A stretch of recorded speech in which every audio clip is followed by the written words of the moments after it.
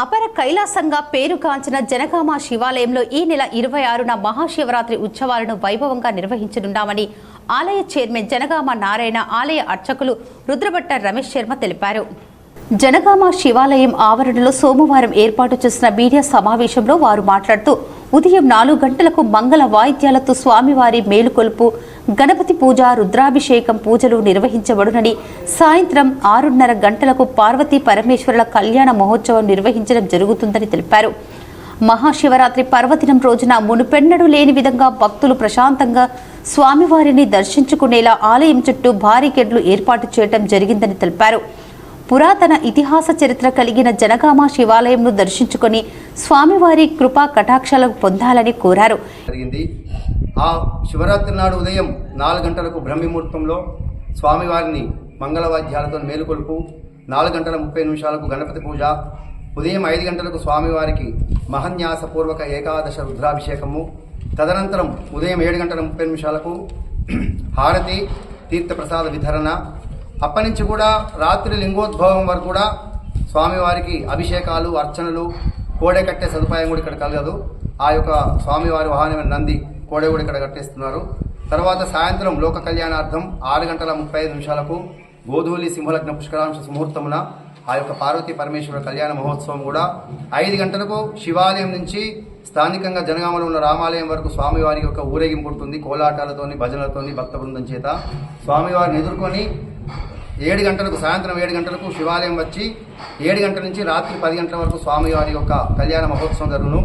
రాత్రి 10 గంటల నుంచి ఉదయం 5 గంటల వరకు కూడా జాగరణ, భజన కార్యక్రమం కూడా దేవాలయ ప్రాంగణం జరుగుతుంది.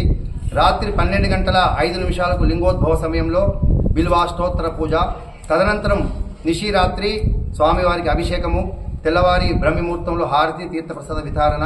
మరుసటి రోజైన తేదీ 27 బేస్తవారం నాడు మధ్యాహ్నం 12 గంటల 30 నిమిషాలకు దేవాలయ ప్రాంగణంలో అన్నదాన కార్యక్రమం కూడా జరుగుతుంది. కాబట్టి ఈ యొక్క కార్యక్రమంలో ఆ భోలా శంకరుణ్ణి, పార్వతీ పరమేశ్వరుని ధరించి, సేవించి, పూజించి గ్రామస్తులు, పారిశ్రామిక ప్రాంతవాసులు అందరూ కూడా వచ్చి ఆ భోలా శంకరుని యొక్క కృపకు పాత్రలు కావాల్సింది తెలియజేస్తారు. రోజు రేపు జరగబోయే కార్యక్రమానికి సింగరేణి సంస్థ వారికి ప్లస్ గౌరవ ఎమ్మెల్యే గారితో ఎప్పుడూ అటాచ్మెంట్ ఉంటూ భక్తులకు ఇప్పుడు ఈరోజు ఏదైతే అర్చకులు చెప్పినో ఈ ముహూర్తాలకు జరిగించిన ఒక్కొక్క కార్యక్రమానికి భక్తులకు అన్ని సౌకర్యాలు, అన్ని ఏర్పాట్లు చేయడానికి సింగరేణి సంస్థ వాళ్ళు వీళ్ళందరి సహకారంతో మేము అన్ని ఏర్పాట్లు చేశాము.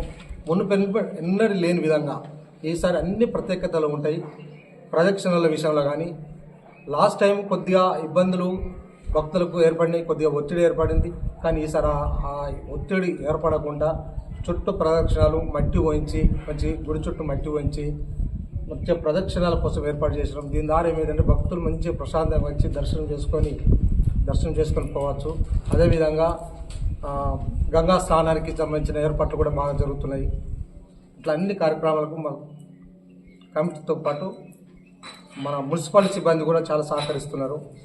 కాబట్టి అందులో పాటు మీ అందరి సహకారం భక్తులకు ఈ విధంగా తెలియపరిస్తే ఇంకా భక్తులు కూడా వచ్చి రేపు దర్శనం చేసుకోవాలి.